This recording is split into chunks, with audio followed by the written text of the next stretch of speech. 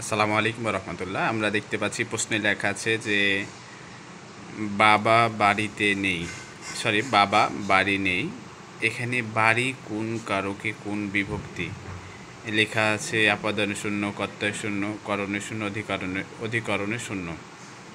তো আমরা সাধারণত জানি যে এখানে যেহেতু বলেছে যে বাড়ি কোন কারকে কোন বিভক্তি, এখানে আমরা জানি যে বাড়ি হচ্ছে অধিকরণ কারক। আবার অধিকরণ কারকে যদি এখানে আমরা দেখতে পাই, যদি বাড়ির পাশে বাড়িতে লেখা থাকে বা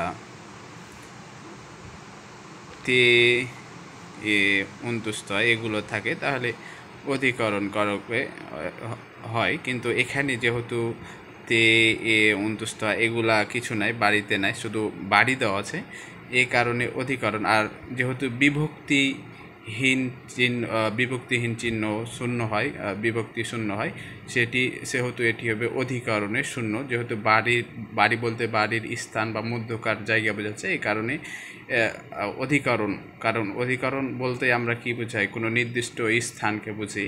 আর এখানে বাড়ি বা আমরা নির্দিষ্ট স্থান বলতে বাড়ির ভেতরে বা বাড়ির মধ্যে অবস্থানটাকে বুঝি, তাহলে এটা অধিকরণ। আর যেহেতু তে অন্তুস্থ কিছু না, এই কারণে এটা শূন্য বিভক্তি, তাই এটা হবে অধিকরণের শূন্য বিভক্তি।